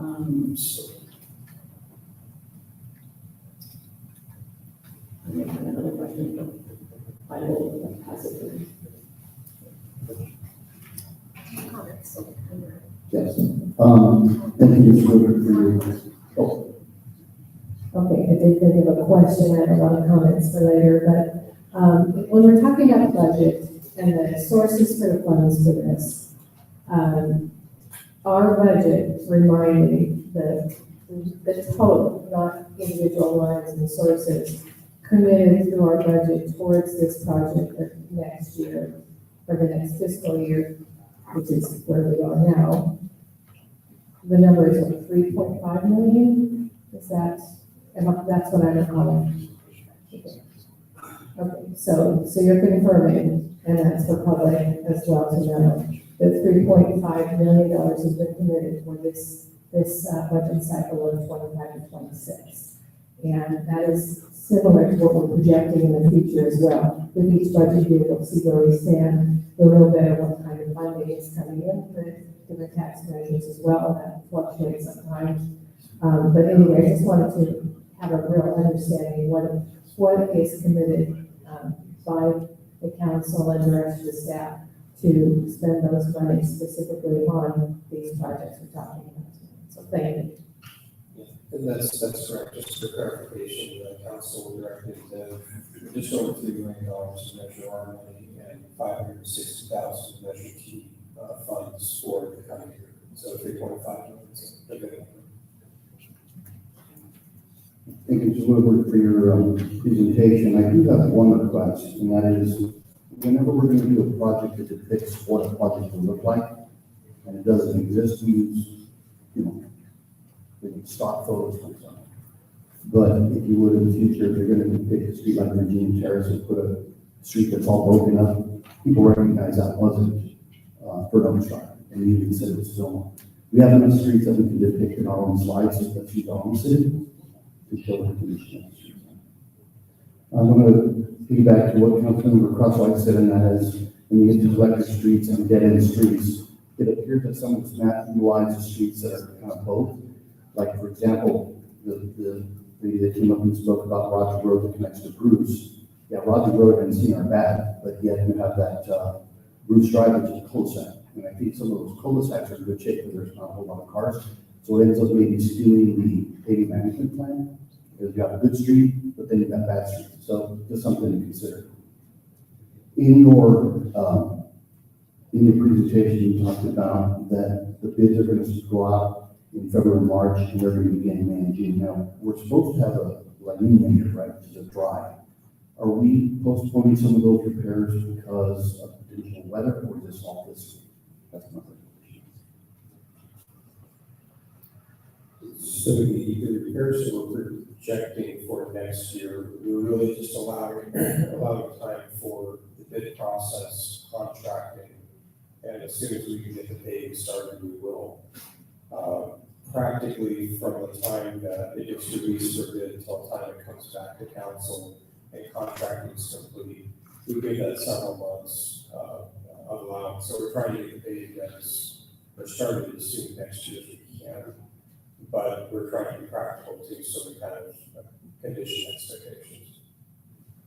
One of the questions the Councilmember asked was about Park and Orchard, that street up there. That's been put off for quite some time. And in fact, there's a cross-town pipeline infrastructure on Virginia Terrace, which the council authorized to pave because it's so bad. When school lets out, traffic starts to diverge down Virginia Terrace and it's getting worse. Could you describe and tell the public, why we have to do that, why we have to wait for infrastructure, or why we pay that, and what's pending as far as future infrastructure, and then I'll talk a little bit about parking. with the considerations for crosstown pipeline, it's pretty exceptional in terms of paving the street, you know, we're gonna come back later and tear it up. That particular project we're anticipating maybe a ways down the line. Park and Orchard, we did budgeting to complete the work. What we've been seeing though is that water main replacement projects have been running considerably more expensive than has been planned. Mill Street, Upper Mill Street came in about $1,000 a linear foot. So with Park and Orchard, the streets are so narrow, we would literally have paved it and gone back in and just torn the whole thing back up again. With Santa Barbara, we could say we'll have a pipeline on one side of the road, maybe we're not tearing up all of our paving. So a little bit of a judgment call there. I really think that going in and tearing up the neighborhood after you just paved it would probably be a greater provocation to the neighborhood than putting it off. It's unfortunate it's gone this long, but some of the water enterprise budgets have kind of forced that to be a later move, as well as completing some of the plans. We fortunately got the plans completed as of this month. So we're looking forward to bringing those back to council first meeting in January.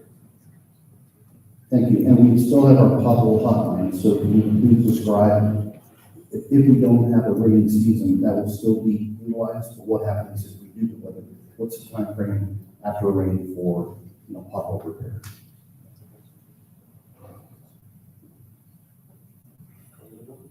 So the timeline is actually going to be shortened somewhat because of the equipment that council authorized purchase. And so we're going to be somewhat more aggressive in going after these issues, especially after rain. We are also going to be able to do a lot more with regards to sidewalk repair. We authorized purchase cement mixer and compressor and backhammer, things like that. So we can do a lot of things. We're going to be able to do a lot of things once this is computerized that we haven't been able to do to this point. So with responding to the specific question about potholes, we will be able to respond to those much more quickly and effectively moving forward, from this time. So we're also looking at maybe improving the citizen portal so that when they go online, we go directly with Public Works and not just communicate with them so that the problem, but also have visibility to how we're responding to that problem. And so that's a discussion we can have internally, and we're going to have to expand that discussion so we can fund that source and make that available to the public. Thank you. And in the staff report, it talks about that our sidewalks have been surveyed, but I don't believe we have a sidewalk management plan yet. Is that correct? That is correct. In terms of the sidewalk master plan, that is on the program for early next year in terms of getting that essentially out to our consultants for the plan together. So what is the recommendation from staff if a resident is walking and trips or notices a trip hazard? What's the best way to get it reported and hopefully us get it repaired before somebody gets hurt? So call the location in the Public Works. We have a running list, a spreadsheet of all those locations. So we do get out at times and separate from the annual paving, repair those areas that are particularly bad. So definitely make the call. We have a running list so we can track those. So is that just going through the switchboard or is it actually like the public lot and we leave the message? If you go through the switchboard, either Isaiah or Noah can assist in Public Works. Isaiah is the typical point of contact there, but anyone who's answering can also take notes and add to the spreadsheet.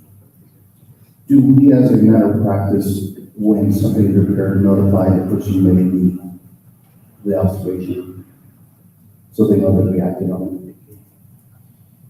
Typically, with the repairs being done, it's going to be a resident that's right there. They're the person is in their frontage. So typically that is, we can make sure that that's part of the program for someone that's not immediately affected by the damage. Yeah, I mean, it might be a good idea. I tripped in the 900 block of Santa Barbara Street, and I don't live anywhere near here, so it might be a good time. And that's the end of my questions. Comments or other questions?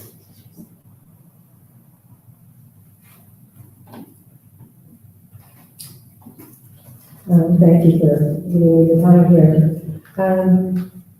I'd like to just mention a couple of things just for public benefit and understanding. I came on the council in 20, and I learned about this program with PMP and was impressed with the whole concept. And I'd like our city to know that this is something that's becoming a model for other cities, because it went from going to this whack-a-mole kind of concept of fixing things as they pop up, but it wasn't a logical plan that was thought out both on maximizing the dollars spent, but efficiencies in getting certain areas done. And so I do give credit to staff for creating this. It came before my time. I credit the council before for having the foresight. It's been such a success that that's why we're continuing on with the same program. And this 5-year program was going to be a 15-year program were it not for Measure Our passing. And I'd like to assure the public, and I certainly speak for staff and others on the council, we passed the ability to put that on the ballot with the requirement that there be an oversight. And so it's important to us that it doesn't, knowing it goes to general fund, that there is still that we feel that responsibility to use as much of those funds as possible to improve the streets and the safety for all of our neighbors. And so we're committed to that. We have an oversight committee that will hold us accountable to that. And we have all of the citizens out there that are going to hold us accountable to that as well. So it's not, I know you, and I'll be the first to say, it's in general fund, you can do whatever you want with it. But there is a commitment here to take care of our city and our streets and the safety. And we have systems and people in place that I believe at this point are going to make this happen and make it work for the neighbors. It's already, we have proof from the past 5 years, and we will have an accelerated program now being able to do the rest of the work within 3 to 5 years that we're talking about. So it's important to me that people understand the intent and that we feel responsible for that. And that it's not just a one-off 1 year and then, let's go find other stuff to spend money on. When you ask where's the money is just barely starting to come in because we were just passed. It's not like suddenly we have millions in the budget. We have to have those taxes transferred to us and into our budget so that we can spend it. But we have a timeline that's set up knowing those timelines. It's a conservative budget. In the end, if more money is coming in, council can consider spending more. So we have done that in the past. When there have been money straight up on either Measure R or Measure T, we do spend that if there are projects ready, shovel ready, as they say, to make it better. Also, we talk about the cost of pavement. If the price of oil goes down, we can pave more. The first year that I was here, we were able to pave more streets because we had the ability to afford it because of the cost of the asphalt. So there's a direct correlation to that as well. So we can hope that those costs do drop.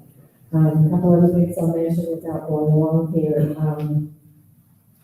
I think you see now that staff understands when you bring up a street, they know what it is. They know the problem. They're very well aware of the issues that we're all dealing with as far as the good streets, the bad streets, and potholes. There's usually a logical answer for why certain things aren't being addressed or will be addressed in a direct logical order. We appreciate all the input that you're giving on specific streets of concern. I will mention I hear regularly from someone about the Bedell School area and the safety concerns over there. And the fact that area is really needs to, from all the feedback that I've gotten from people around the city, that's the area that's not just about inconvenience, but it's a safety concern. So, whatever projects that we have, we want to make sure that that's included. Parking lots are big, as far as my concern, as far as safety, and, there are a lot of parking lots that I myself don't want to go in and park in, and I'll go around blocks a few times, so I can park on the street. And if we get our parking lots done as part of this program, then we will have maximized use and make it more convenient for all of our retail stores and restaurants and all of that. So we all get in, we can have those improved, both with lighting and pavement. And I believe those are my major comments. Thank you for your time. Thank you, Councilmember Paula. Renee. All right,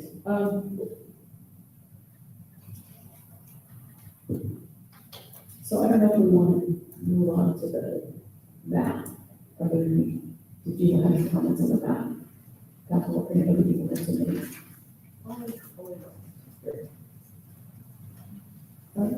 Only a reiteration that we've said twice, but I think needs to be said 2 or 3 times, is that the numbers of the years are fiscal budget years, and that perhaps in the future on the maps, just sort of like a communication, for better communication, that we put the year and the season, and then separately say it's budget year, such and such. So maybe just a little bit bigger points on that, so that people understand it's coming out of that year's budget, but this spring of 26 will be done. That was my only point.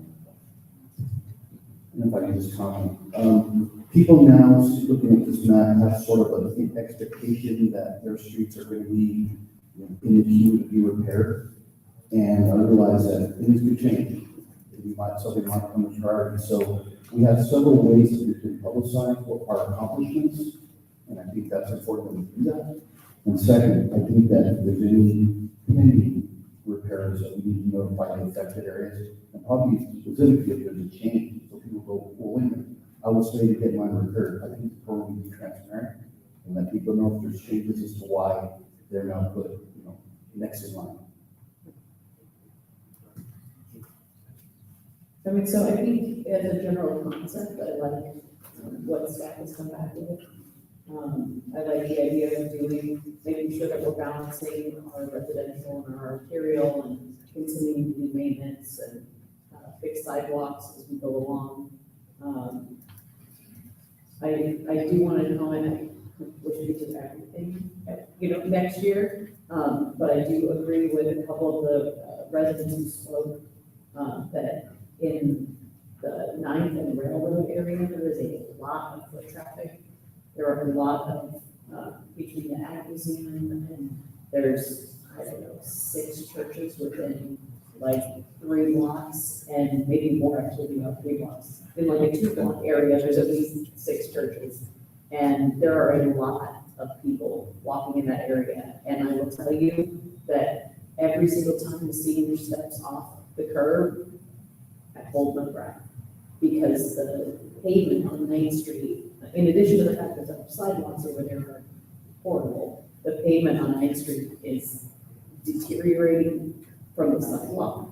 And so it's just it's an area that, the other thing that happened in that area is there used to be ADA parking spaces, and there were none, because the curb ramps were out of compliance. And so about, I don't know, maybe 6 to 8 years ago now, the city went around and just got rid of all of those parking spaces because the curb ramps were out of compliance.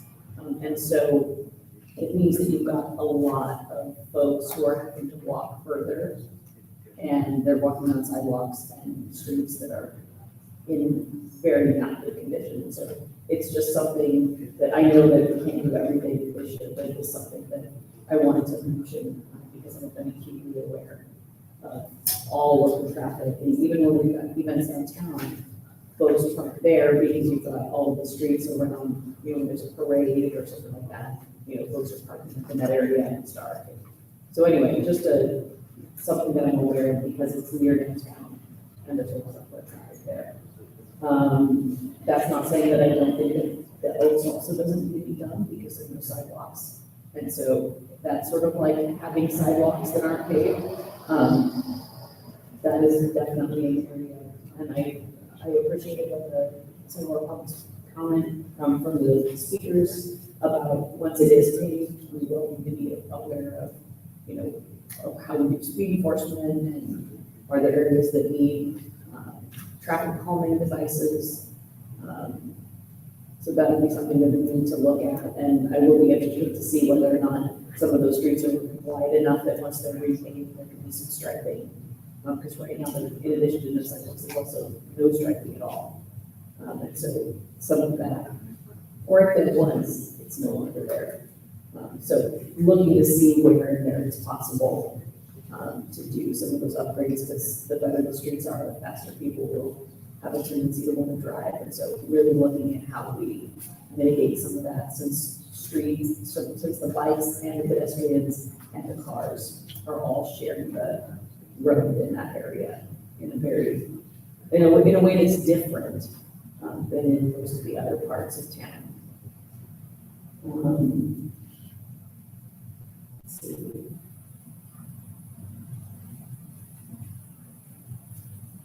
Oh, and then if we could follow up on the public comment from the speaker who talked about the piece of metal that was I don't know if it's on across the street or a pothole, but they kind of seem to think that it was still there. And see if that's something, if there's a reason, if we could call it, if there's a reason why that wasn't fixed, if it was a pothole. I don't know what that would have done, but anyway, we can just follow up on that. So that would be, I think, staff saying we've got to know on that. Yeah, I think those are my comments there.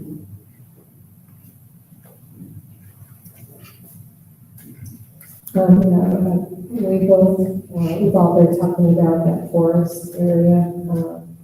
Again, just projecting the amount of traffic that may be going through there, ultimately because the bike path is something we need to be thinking about. So I do have a question. Do we ever do speed bumps ourselves, or is it only generated by neighborhoods that are requesting?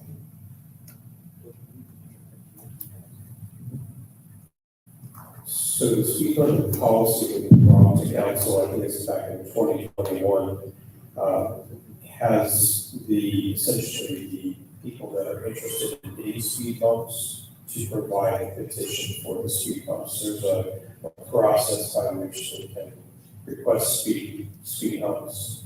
There's typically a speed survey that goes along with that, basically to justify the implementation of speed humps. If there's maybe a more comprehensive study that the city undertakes to look at area safety, speed zones, that type of thing, that's a bit of a different story. We might implement something like that as part of a safety program. But for the Oaks, we've had a number of requests of traffic safety committee regarding speeding. We have asked PD to be more vigilant in that area and look at speeding patterns. Look at some improvements in terms of better signage, striping, speed humps, that type of thing. So it is certainly on our radar, but I think in terms of looking at sidewalk implementation and those types of things, we can certainly look at with some roadways, perhaps available right away. But if we are going to look at things like sidewalks in that area, it's a rural area by nature.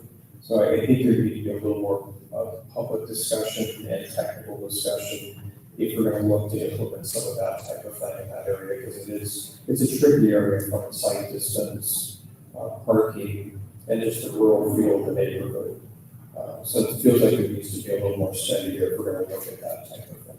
Thanks, and I also know you can do sidewalk bump outs also to slow traffic, so as we look at those things, on improvements, we'd like to think about that too, but that's definitely an area of concern. And again, I'll just reiterate that Grandma and the Dell School area is, for that neighborhood, especially, is a huge priority.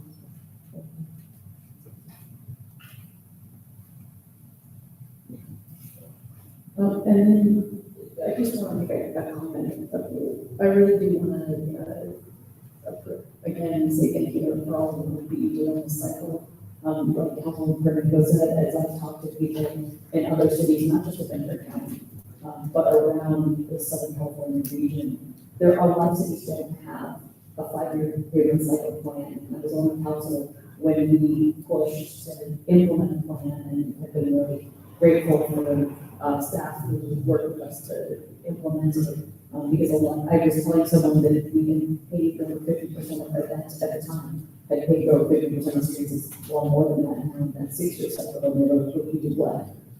You know, how did you do that? Because they're kind of going, oh, we're going to do a street here, we're going to do a street there, we're going to do a street here, and they're realizing they're not making any progress. And so I was telling them about what we were doing and how it was working, and so I'm really grateful to the council and staff for supporting that, and I know moving it is not going as fast as, you know, we all wish that we could just put it all tomorrow, but we really are, what you can see on the map, we are making progress, and so it's exciting to be able to see, go from when it was almost all red and orange to now looking at, we're going to hopefully be able to, in the next 3 budgets, be able to complete with at least the more heavy paving, the majority of the streets. And I would be really excited when I remember down, because I think that was supposed to really be on like 7 years ago, 6 years ago. And because of storm issues that got passed when that part of town was being done. And so I'm really happy to see that that's up there for this next cycle. And so there's lots of places that we've been waiting and hoping. And so I'm just really excited to see that we're making progress, and we're not just making sure as much communication as we can do to keep the public informed of what's happening, not just the people who live in that neighborhood, but making sure that it's on our website, so that when we get questions, we can say, actually, it's right here, and people can track it. It will be really helpful, because the faster that this is going, the more of those questions that we'll be getting. They're better questions than when are you gonna get to it, maybe in 20 years, right? At least we're not there anymore. But it'll also be really important that we take what we've learned in the last 5 years and implement it in this next cycle, so that folks know what's happening. And I know that in the past, I don't know if we've heard it this time, but the only other thing I'll say is that to the extent that when we're doing work by schools, we are working with the schools and coordinating when things are happening, so that they know, and if there's routes that, kids need to get to a school or work. I mean, we probably are, but I just know that something's going on for us. Thank you. All right, if there's nothing else, is there any questions from the audience? Okay, we've answered everything, thank you. I do have a comment and a question. First of all, the unanticipated consequences of good streets is, remember, in Harvard Boulevard, the first phase, the speed limit increased by about 5-10 miles an hour. And now Main Street is kind of the same thing, so I just encourage people to be careful, because everybody seems to be taking advantage of the smooth streets, including bicycles and scooters, so just watch out for them. And my question is, we should try to put when our next workshop will be somewhere on the radar. We may not have the date, but I think we should find that when you think that's appropriate. Yeah, and our next opportunity to chime in on this will be in February at one of the council meetings. And we'll be sure to get that posted once we have a sense of what the timing is. I know we've lost a good bit of our audience, and it's really time to conclude, but I would encourage anyone that is here that isn't signed up for our monthly electronic newsletter to make sure you do that. We can give you the address, or if you go to our website at www.sbcity.org. Right there, it's easy to sign up. It comes out at the beginning of each month, and that's really the best way to keep people informed of upcoming meetings and workshops and projects and what's going on in town. Thank you, Mr. Okay, with that, we're going to adjourn the special meeting of the council meeting, City of Santa Paula, and I'll say 10. Thank you very much, everyone.